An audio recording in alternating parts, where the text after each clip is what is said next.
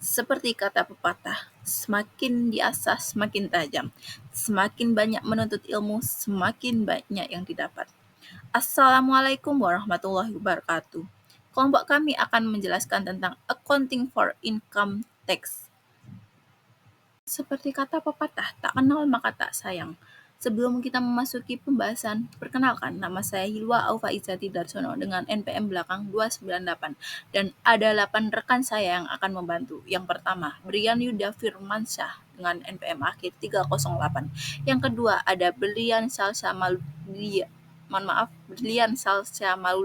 dengan NPM akhir 160. Yang ketiga ada Ilza Sifani Darmawan dengan NPM akhir 130. Yang keempat ada Naura Aza SM dengan NPM akhir 269.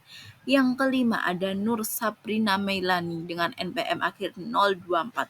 Yang keenam ada Lucia BR Ginting dengan NPM akhir 139. Yang ketujuh ada Marisa Juliani BRG dengan NPM akhir 176. Dan rekan saya yang terakhir ada Natasha Eka Rizky N dengan NPM akhir 033. Nah, di sini saya akan menjelaskan tentang accounting for income tax, di mana akuntansi pajak penghasilan adalah spesialisasi dalam akuntansi yang menangani pencatatan, pengukuran, dan pelaporan dampak pajak penghasilan dalam laporan keuangan suatu entitas. Tujuannya sendiri adalah memastikan bahwa beban pajak yang dilaporkan dalam laporan laba rugi itu mencerminkan dampak pajak dari transaksi yang diakui dalam periode yang sama, sesuai dengan standar akuntansi keuangan yang berlaku seperti PSAK 46 di Indonesia. Untuk prinsip akuntansi pajak itu adalah kepatuhan legalitas terhadap peraturan perpajakan. Prinsip utama adalah memastikan bahwa semua pencatatan dan pelaporan pajak sesuai dengan undang-undang dan peraturan perpajakan yang berlaku. Lalu yang kedua ada konsistensi, di mana konsistensi ini adalah penggunaan metode akuntansi pajak yang konsisten dari tahun ke tahun untuk memastikan komparabilitas informasi. Lalu yang ketiga ada kewajaran, pajak yang diperhitungkan itu harus wajar dan berdasarkan keadaan ekonomi yang sebenarnya. Lalu ada transparansi dan pengungkapan penuh, PSAK 46 menuntut keterbukaan dan kejelasan dalam pelaporan dan pengungkapan informasi pajak kini dan pajak tangguhan dalam pencatatan atas laporan keuangan CAL. Di sini saya akan menjelaskan tentang Fundamentals of Accounting for Income Tax. Secara fundamental terdapat perbedaan laporan keuangan kepada investor dan kreditor melalui laporan keuangan dan pelaporan kepada otoritas pajak melalui surat pemberitahuan pajak atau tax return. Perusahaan menyusun laporan keuangan berdasarkan IFRS atau International Financial Reporting Standards dengan tujuan memberikan informasi yang bermanfaat bagi investor dan kreditor. Di sisi lain, mereka harus mengajukan surat pemberitahuan pajak mengikuti pedoman yang ditetapkan oleh otoritas pajak berdasarkan hukum pajak. Perbedaan antara IFRS dan peraturan pajak seringkali menyebabkan perbedaan antara laba finansial sebelum pajak dan laba kena pajak. Sebagai akibat dari perbedaan ini, jumlah yang dilaporkan perusahaan sebagai beban pajak akan berbeda dari jumlah pajak yang harus dibayarkan kepada otoritas pajak. Selanjutnya adalah future taxable amounts and deferred tax. Perbedaan antara beban pajak penghasilan dan pajak penghasilan terutama selama beberapa periode dapat terjadi karena adanya perbedaan temporer antara jumlah yang dilaporkan untuk tujuan pajak dan tujuan pembukuan. Perbedaan temporer didefinisikan sebagai perbedaan antara basis pajak suatu aset atau liabilitas dan jumlah tercatatnya dalam laporan keuangan yang akan menghasilkan jumlah kena pajak dan jumlah yang dapat dikurangkan. Lalu ada liabilitas pajak tangguhan, yaitu konsekuensi pajak tangguhan yang diakibatkan oleh perbedaan temporer kena pajak. Hal ini mencerminkan kenaikan pajak terutang di tahun-tahun mendatang sebagai akibat dari perbedaan temporer kena pajak yang ada pada akhir tahun berjalan. Perusahaan mencatat liabilitas pajak tangguhan saat ini untuk mencerminkan konsekuensi pajak tangguhan dari pendapatan dan piutang terkait yang tercermin dalam laporan keuangan. Liabilitas pajak tangguhan dihitung dengan mengalihkan perbedaan temporer kumulatif pada akhir tahun dengan tarif pajak. Materi selanjutnya yaitu future deductible amounts and different taxes. Nah, apa sih pengertian dari aset pajak tangguhan? Aset pajak tangguhan itu adalah jumlah pajak penghasilan yang bisa ditangguhkan untuk periode pajak di masa mendatang. Nah, deferred tax asset atau dalam bahasa Indonesia itu aset pajak tangguhan itu adalah aset yang muncul akibat dari beberapa hal. Nah, untuk hal tersebut yang pertama itu seperti adanya perbedaan temporer yang bisa dikurangi, lalu akumulasi rugi pajak yang tidak terkompensasi, dan juga akumulasi kredit pajak yang masih belum terpakai. Nah, di sini terdapat contoh kasusnya.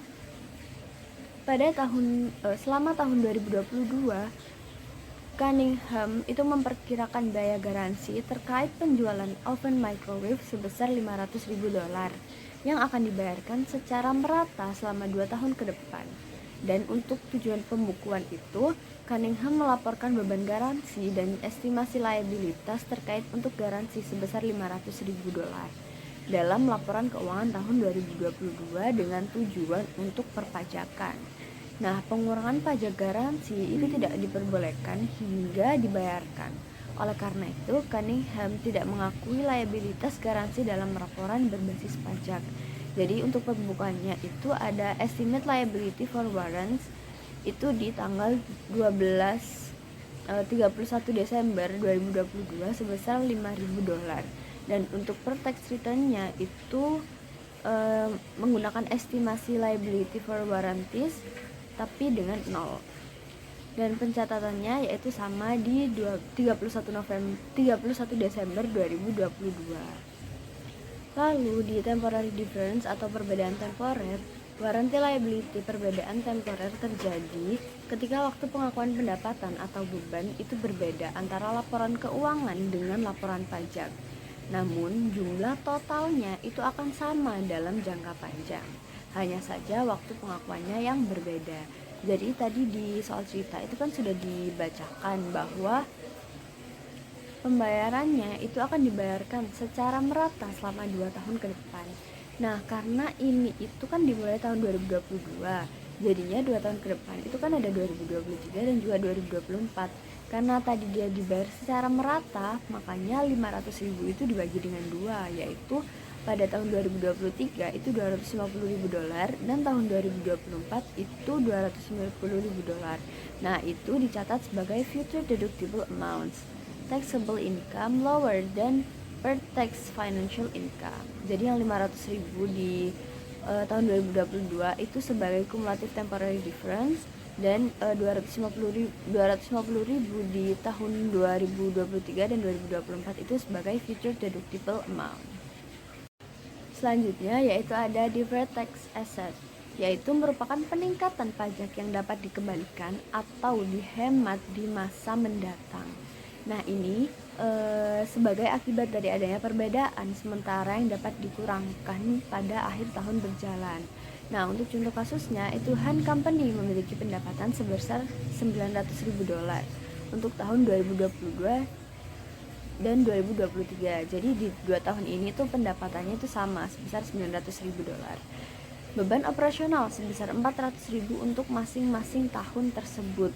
Jadi 2022 itu beban operasionalnya $400.000 dan 2023 itu beban operasionalnya itu $400.000 juga. Han mencatat kerugian dan liabilitas terkait sebesar $50.000 untuk tujuan pelaporan keuangan pada tahun 2022 karena litigasi yang masih berlangsung. Jadi di tahun 2022 itu litigasinya masih berlangsung dan mencatat kerugian dan liabilitas sebesar $50.000 pada laporan keuangan. Han tidak bisa mengurangi jumlah ini untuk tujuan pajak hingga perusahaan melunasi liabilitas tersebut yang diperkirakan akan jatuh tempo pada tahun 2023. Akibatnya, jumlah yang dapat dikurangkan akan muncul pada tahun 2023 ketika Han melunasi liabilitas tersebut. Dan ini menyebabkan laba kena pajak lebih rendah daripada informasi keuangan sebelum pajak. Nah, di sini terdapat perhitungan aset pajak tangguhan pada akhir tahun 2022. Yang pertama yaitu ada book basis of litigation liability. Jadi tadi kan udah dibilang bahwa Han ini mencatat kerugian dan liabilitas sebesar 50.000 karena ada litigasi yang masih berlangsung.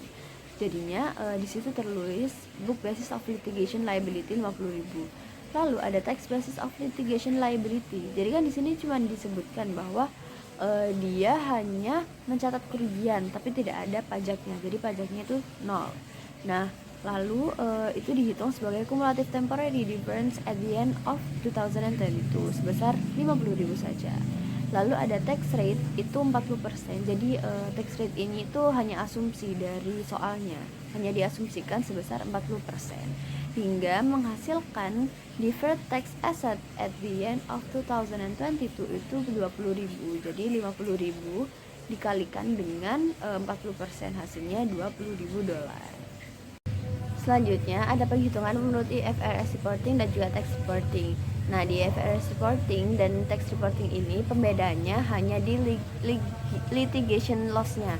Jadi kalau yang IFRS itu litigation loss-nya itu ada di tahun 2022. Sedangkan di tax reporting itu ada di tahun 2023. Untuk nominalnya itu seluruhnya sama karena kan awalnya kan sudah dijelaskan bahwa revenue-nya itu di 900.000 di 2 tahun. Lalu expense-nya itu 400.000 di masing-masing tahun. Lalu tax rate-nya itu kan diasumsikan 40%. Nah, itu juga sama. Jadi pembedanya hanya di letak dari litigation loss-nya.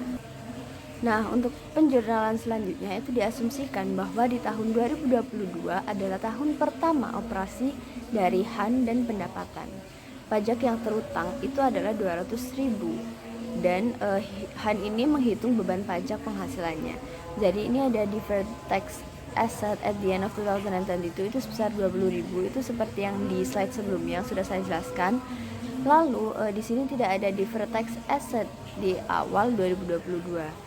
Jadinya di deferred tax asset atau di benefit 2022 itu hanya sebesar 20.000 sesuai dengan tax asset di akhir tahun 2022. Nah, lalu di sini ada current tax expense for 2022 atau income tax payable sebesar 200.000 itu seperti yang ada di gambar sebelahnya, dan ketika dijumlahkan itu menghasilkan income tax expense yaitu total di tahun 2022 sebesar 180.000.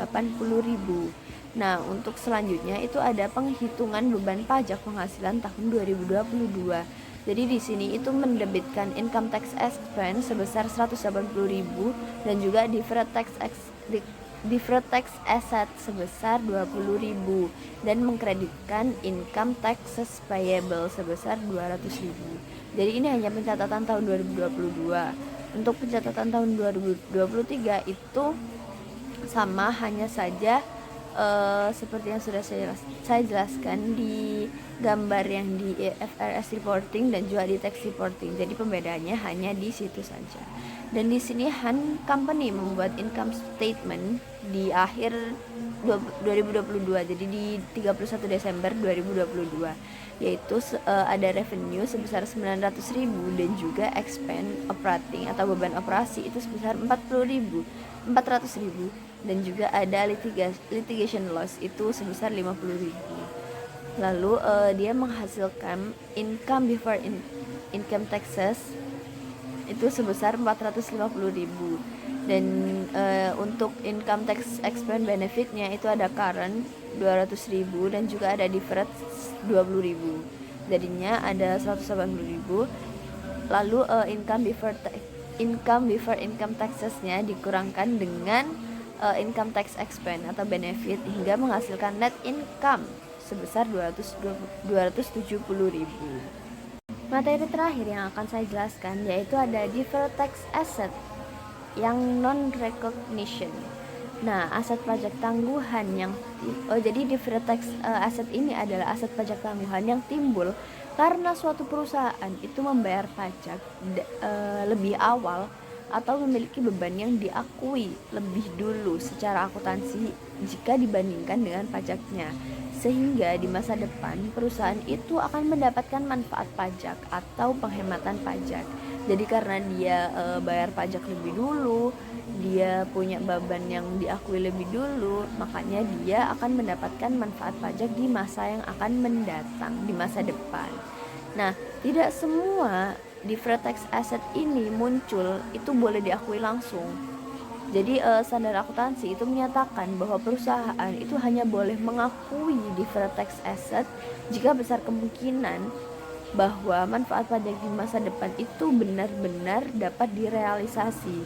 Jadi dia akan dapat manfaat pajak, tapi dia juga harus memastikan jika besar kemungkinan ya manfaat pajak itu bisa digunakan di masa depan, benar-benar bisa direalisasikan.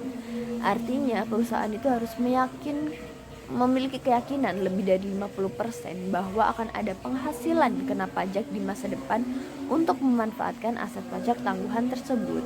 Nah, tadi kan saya bilang kalau tidak semua DTA yang muncul itu boleh diakui secara langsung. Alasannya kenapa kok tidak boleh diakui? Nah, karena DTA ini tuh bergantung pada penghasilan kena pajak di masa depan. Maka perusahaan itu akan mengalami kerugian terus-menerus. Atau tidak ada rencana pajak atau tax planning yang bisa menimbulkan laba kena pajak, maka kemungkinan besar deferred tax asset itu tidak bisa memanfaatkan. Nah, dalam situasi ini deferred tax asset itu harus dikurangi atau write down atau tidak diakui sama sekali. Jadi meskipun dia bayar pajak lebih dulu, dia punya dia dapat manfaat pajak di masa depan, tapi itu tuh nggak boleh langsung diakui karena ya tadi takutnya dia akan mengalami kerugian dan juga dia nggak ada rencana pajak hingga dia menimbulkan laba kena pajak seperti itu. Selanjutnya akan dilanjutkan oleh teman saya. Terima kasih. Additional issue and special difference. Beban pajak penghasilan atau manfaat pajak yang disajikan di laporan laba rugi dihitung dengan menyesuaikan total pajak penghasilan terutang dengan perubahan pajak tangguhan selama periode tersebut. Kenaikan liabilitas pajak tangguhan akan ditambahkan pada pajak penghasilan terutang. Kenaikan aset pajak tangguhan akan dikurangkan dari pajak penghasilan terutang. Perusahaan harus mengungkapkan komponen-komponen signifikan dari beban pajak penghasilan yang terdiri dari dua bagian. Yang pertama, bagian laba atau current portion, jumlah pajak penghasilan yang terutang untuk periode berjalan. Yang kedua, bagian tangguhan atau deferred portion, perubahan bersih dalam aset dan liabilitas pajak tangguhan selama periode tersebut. Penyajian ini bisa dilakukan di laporan laba rugi atau dirinci dalam catatan atas laporan keuangan. Istilah lain yang sering digunakan untuk beban pajak penghasilan adalah provisi pajak penghasilan atau provision for income tax. Terdapat dua jenis perbedaan antara laba sebelum pajak atau pre-tax financial income dan laba kena pajak taxable income. Yang pertama, perbedaan temporer atau temporary difference. Perbedaan ini terjadi ketika suatu pendapatan atau beban diakui dalam periode yang berbeda antara laporan keuangan dan laporan pajak dan akan berdampak pada jumlah kena pajak atau jumlah yang dapat diurangkan di masa depan. Perbedaan ini memunculkan pajak tangguhan dan memiliki dua sifat. Yang pertama, perbedaan awal atau originating difference, saat perbedaan pertama kali muncul. Yang kedua, perbedaan pembalikan atau reversing difference, saat perbedaan tersebut tereliminasi pada periode berikutnya. Perbedaan temporer dibagi menjadi dua. Yang pertama, perbedaan temporer kena pajak atau taxable temporary difference, menghasilkan jumlah kena pajak di masa depan dan menimbulkan liabilitas pajak tangguhan atau deferred tax liability. Contohnya adalah penggunaan metode akrual untuk pelaporan keuangan dan metode kas untuk pelaporan pajak. Yang kedua, biaya penyusutan untuk tujuan pajak lebih cepat daripada tujuan akuntansi. Yang ketiga, keuntungan yang diakui dalam laporan keuangan tetapi pajaknya ditangguhkan, seperti pada keuntungan penjualan aset yang tidak sengaja atau involuntary conversion. Yang kedua, perbedaan temporer dapat dikurangkan atau deductible temporary difference, menghasilkan jumlah yang dapat dikurangkan dari laba kena pajak di masa depan dan menimbulkan aset pajak tangguhan atau deferred tax asset. Contohnya adalah beban garansi produk yang sudah diakui sebagai beban di laporan keuangan tetapi baru bisa dikurangkan untuk pajak saat benar-benar dibayarkan. Yang dua, pendapatan diterima di muka atau sewa langganan, yang sudah menjadi objek pajak saat diterima tetapi baru diakui sebagai pendapatan secara bertahap di laporan keuangan. Yang ketiga, beban piutang tak tertagih yang menggunakan metode penyisihan untuk akuntansi, sementara pajak menggunakan metode penghapusan langsung. Yang kedua, perbedaan permanen atau permanent difference. Perbedaan ini timbul dari pos-pos yang diakui dalam laporan keuangan tetapi tidak pernah diakui dalam perhitungan pajak atau sebaliknya. Perbedaan ini hanya memengaruhi periode berjalan dan tidak menimbulkan aset atau liabilitas pajak tangguhan. Contoh pos yang diakui di laporan keuangan tetapi tidak diakui untuk pajak. Pendapatan bunga dari obligasi pemerintah tertentu yang bebas pajak, beban denda atau sanksi akibat pelanggaran hukum, premi asuransi jiwa untuk pejabat kunci perusahaan. Contoh pos yang diakui untuk pajak tetapi tidak diakui di laporan keuangan. Pengurangan persentase deflasi sumber daya alam yang melebihi biayanya, pengurangan pajak atas dividen yang diterima dari perusahaan lain. Selanjutnya, saya akan menjelaskan mengenai tax rate consideration atau pertimbangan tarif pajak. Tarif pajak yang berlaku tidak berubah dari tahun ke tahun. Dengan demikian, untuk menghitung jumlah pajak penghasilan tangguhan yang akan dilaporkan dalam laporan posisi keuangan perusahaan, cukup mengalihkan selisih temporer kumulatif dengan tarif pajak saat ini. Sebagai contoh, Biotage mengalihkan selisih temporer kumulatif sebesar 18.000 euro dengan tarif pajak yang berlaku. Maka dalam hal ini 30% untuk mendapatkan liabilitas pajak tangguhan sebesar 5.400 euro dikali 18.000 euro dikali 0,30 pada akhir tahun 2020. Lalu selanjutnya ada tarif pajak masa depan. Perusahaan harus menggunakan tarif pajak yang berlaku secara substansial yang diperkirakan akan berlaku. Dua perusahaan harus mempertimbangkan perubahan tarif pajak yang berlaku saat ini yang akan berlaku efektif di masa mendatang ketika menentukan tarif pajak yang akan berlaku untuk perbedaan temporer yang ada. Di beberapa negara, tarif pajak yang berlaku bergantung pada bagaimana nilai tercatat aset atau liabilitas dipulihkan atau diselesaikan. Misalnya, sebuah perusahaan dapat mengoperasikan pabrik yang akan digunakan terus-menerus. Tarif pajak untuk operasi normal adalah 35%. Di sisi lain, jika perusahaan ingin menjual pabrik tersebut dan keuntungan atau kerugian modal terkait. Selanjutnya, ada revisi tarif pajak masa depan. Ketika perubahan tarif pajak diberlakukan, perusahaan harus segera mencatat dampaknya pada akun pajak penghasilan tangguhan yang ada.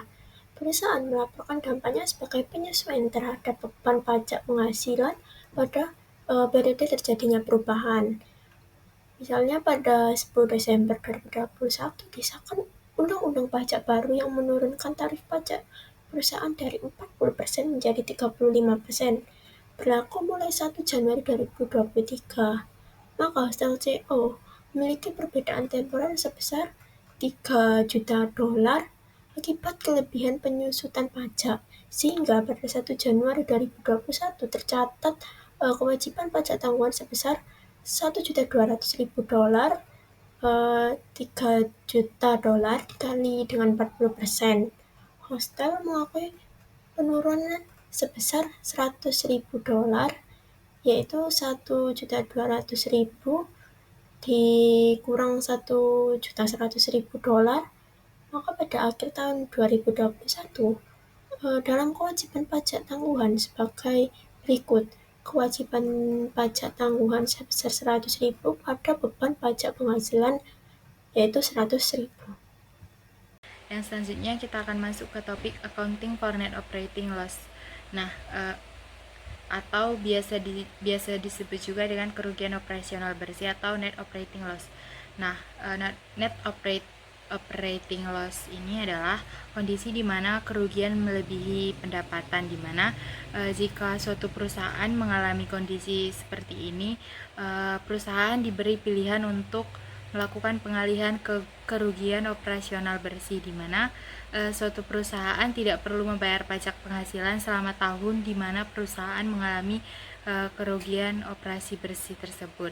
Nah, di sini ada beberapa metode. Yang pertama adalah loss carry carry forward, di mana mekanisme dalam sistem perpajakan yang memperbolehkan wajib pajak, baik itu perusahaan atau individu yang mengalami kerugian fiskal pada suatu tahun pajak, untuk mengurangkan kerugian tersebut dari laba fiskal yang diperoleh pada tahun-tahun pajak berikutnya. Nah, kita akan buat satu contoh. Contohnya itu adalah Groh mengalami kerugian operasional bersih sebesar $200.000 pada tahun 2022 dan memanfaatkan penyisihan pengalihan tersebut.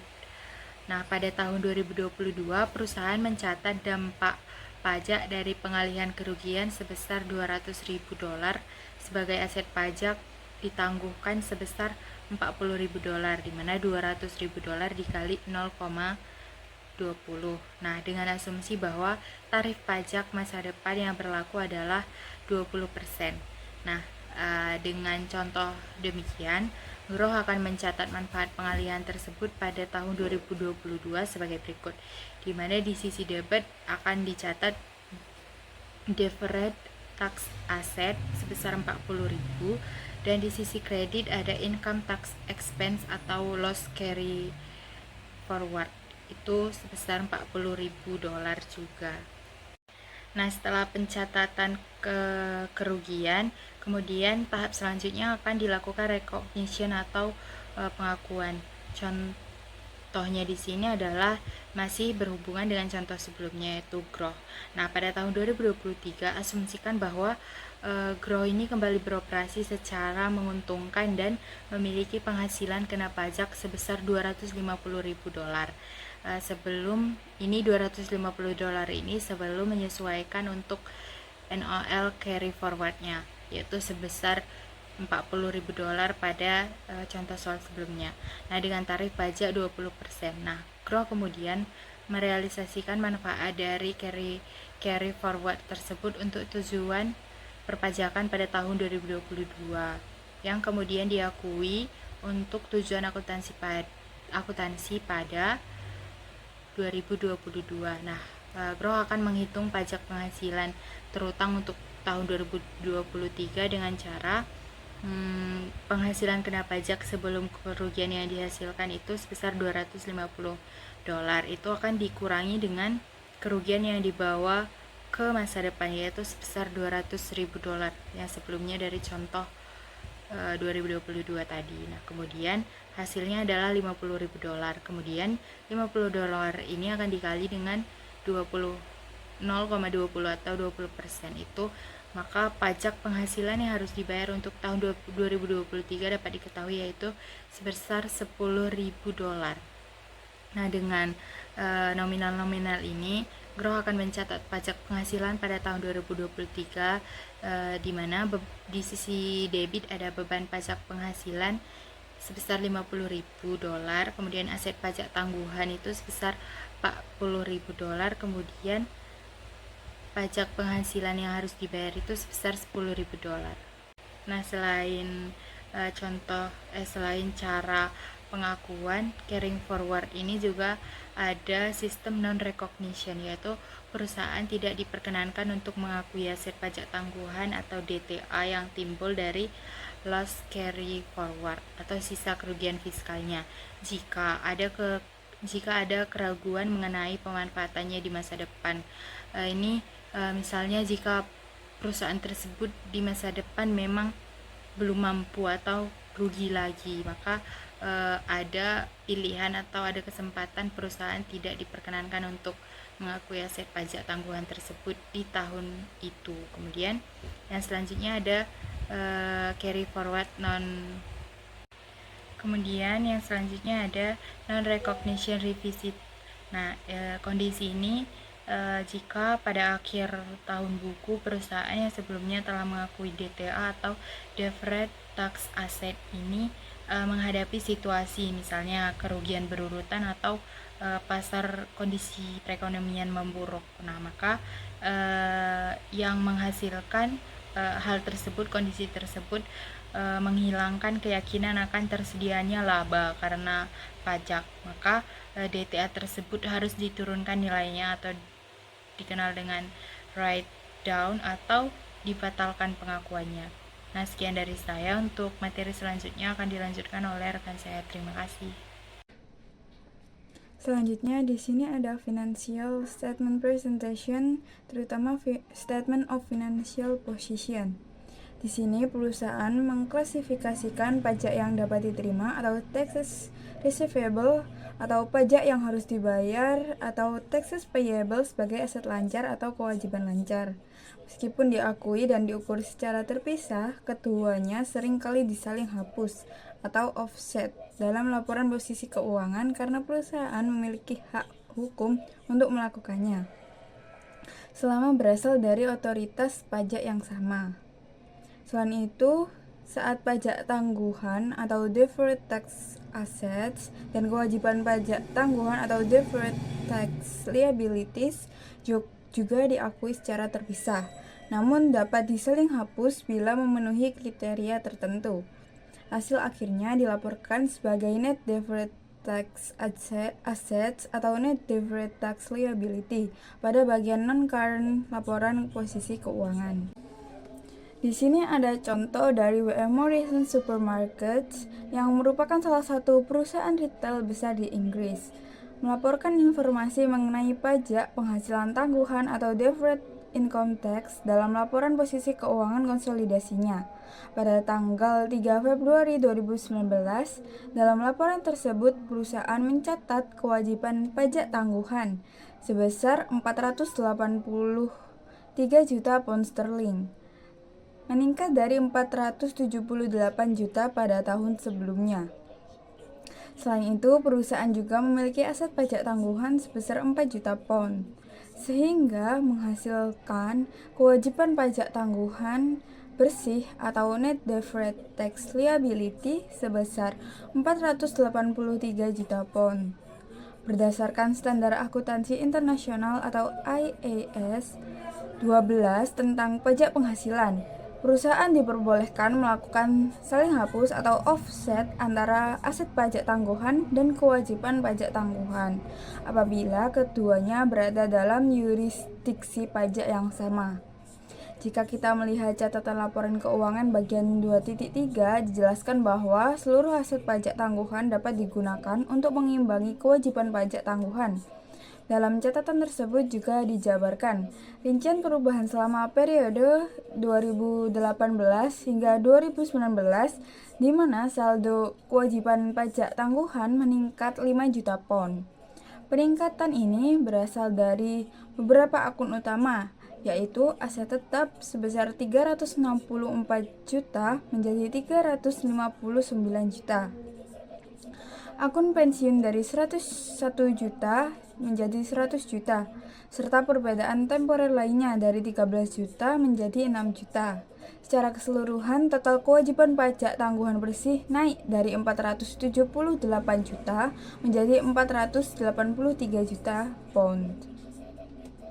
Nah, kenaikan ini menunjukkan bahwa perusahaan memperkirakan adanya peningkatan beban pajak di masa depan akibat perbedaan waktu pengakuan antara pelaporan akuntansi dan pelaporan pajak.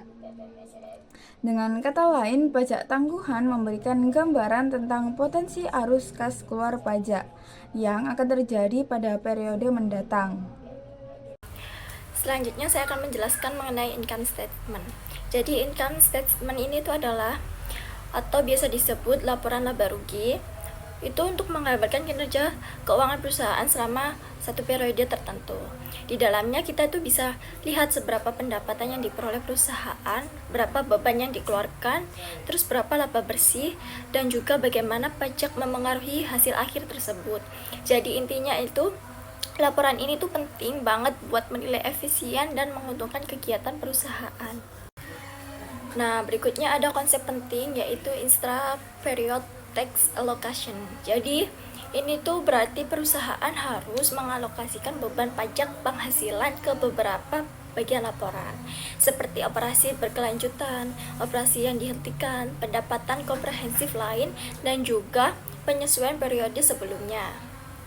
Lalu komponen dari beban pajak penghasilan ini tuh ada beberapa, yaitu yang pertama ada pajak kini atau current tax expense. Lalu yang kedua ada penyesuaian pajak periode sebelumnya.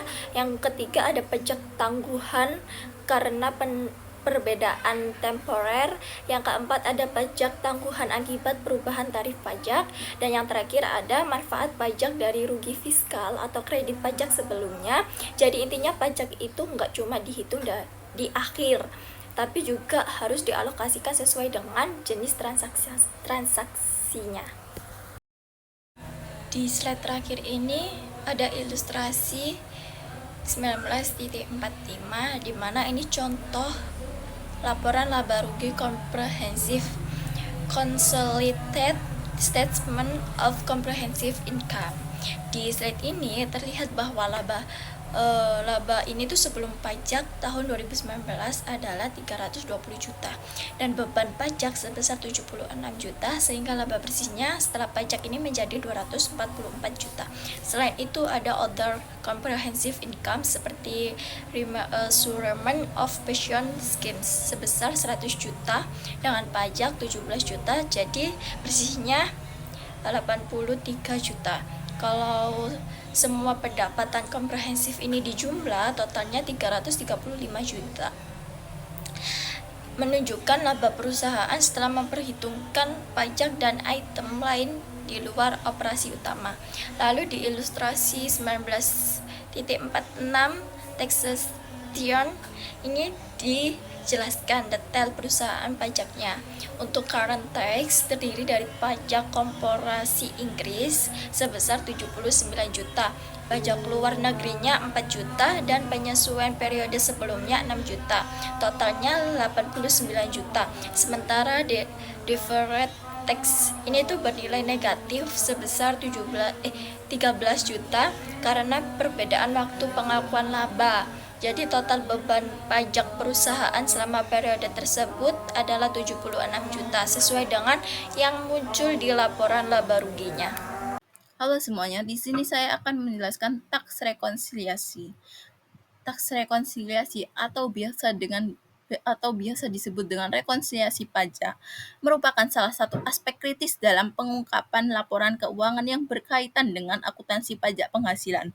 Rekonsiliasi pajak ini sendiri bertujuan untuk menjelaskan perbedaan antara beban pajak yang diakui dalam laporan laba rugi dengan beban pajak hipotesis yang dihitung berdasarkan menetapkan tarif pajak berlaku terhadap laba sebelum pajak.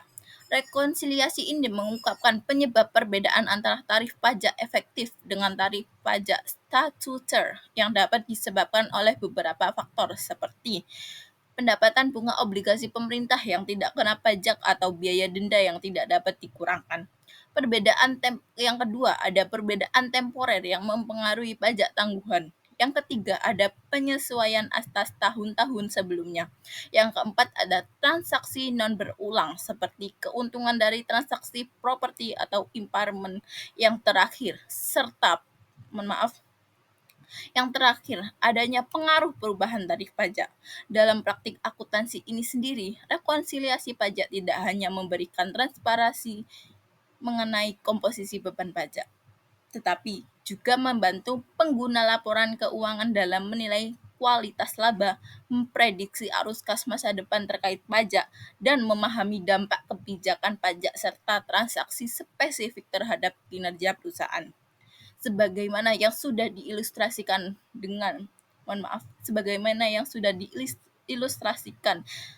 W.M. Morrison Supermarkets Plc yang menyajikan rekonsiliasi terperinci antara pajak menurut tarif standar dengan beban pajak aktual yang diakui. Terima kasih.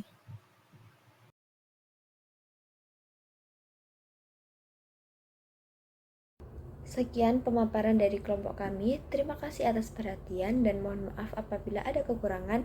Wassalamualaikum warahmatullahi wabarakatuh.